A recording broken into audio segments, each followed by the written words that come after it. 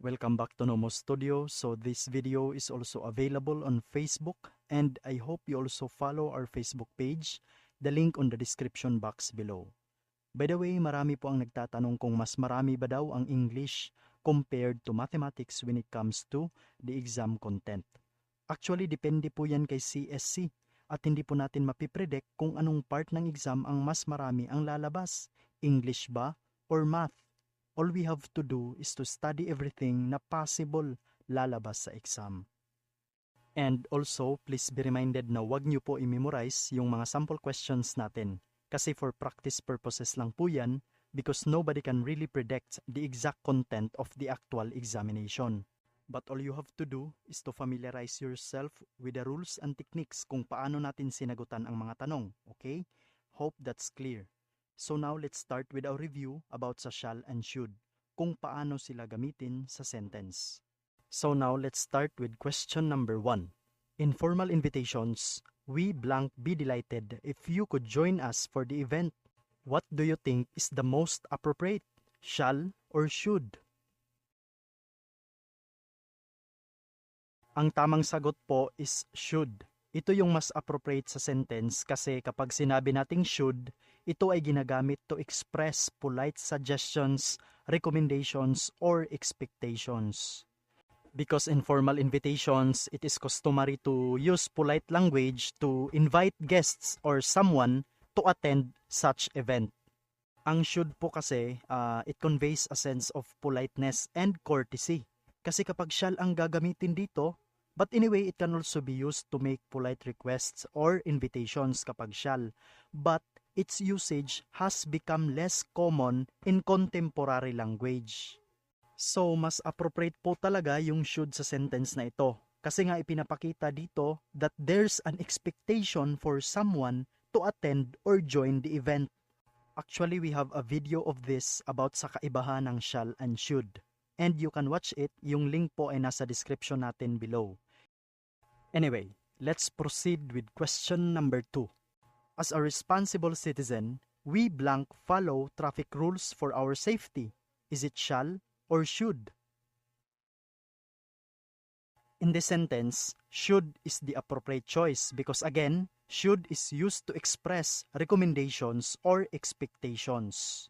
Dito po kasi sa sentence, it implies that following traffic rules is the responsible and expected behavior for a citizen concerned about their safety. Ang should po kasi is the more widely accepted and appropriate choice in everyday language when expressing general recommendations or suggestions. I hope that makes sense. How about this one? According to the school's rules, students blank wear their uniform at all times. Is it shall or should? Sa sentence na ito, shall is the most appropriate choice kasi po ang shall is often used to express obligations, requirements, or instructions. So in this context, it indicates that wearing the school uniform is a mandatory rule that students must adhere to. Ang shall kasi ay must appropriate sa sentence when referring to explicit rules or regulations. In short po, kapag sinabing shall, it means na kailangan talagang sundin or it must be followed. And now let's proceed with question number 4. In case of an emergency, you blank call 911 for immediate assistance. Ano sa tingin niyo po ang sagot dito? Actually, should is used to express recommendations or advice, diba? So dito sa sentence, it suggests that calling 911 is the recommended and appropriate action to take in the event of an emergency. Kasi po, if we are going to use shall, it may sound too formal or authoritative. That is why should is a more common and natural choice when giving advice or guidance to someone regarding an emergency situation. How about question number 5? As per the guidelines, employees blank submit their expense reports by the end of the month. Is it shall or should? The correct answer is shall. because shall is again used to express obligations or requirements. At dito sa sentence, it indicates that submitting expense reports by the end of the month is a mandatory requirement for an employee according to the guidelines. Okay? I hope that makes sense. Did you get the first 5 questions correct? If yes, then that's good. It means na may improvement sa sarili, di ba? Question number 6. To maintain good oral hygiene, you blank brush your teeth twice a day. Ano po yung sagot dito? Shall or should? Yes, you're right. The correct answer is should. Since should is used to express again recommendations, advice, or suggestions. Dito po kasi sa sentence, it suggests that brushing one's teeth twice a day is the recommended practice for maintaining good oral hygiene at the same time to avoid bad breath. Hindi tayo gumamit ng shall kasi ang pagbabrush po ng teeth is not an obligation but the speaker just want to give suggestion or advice. That is why should ang tamang sagot. Question number 7. If you need any assistance, you blank not hesitate to ask for help. Is it shall or should? The correct answer is should. Because in this context, it suggests that asking for help is the recommended or appropriate course of action if assistance is needed.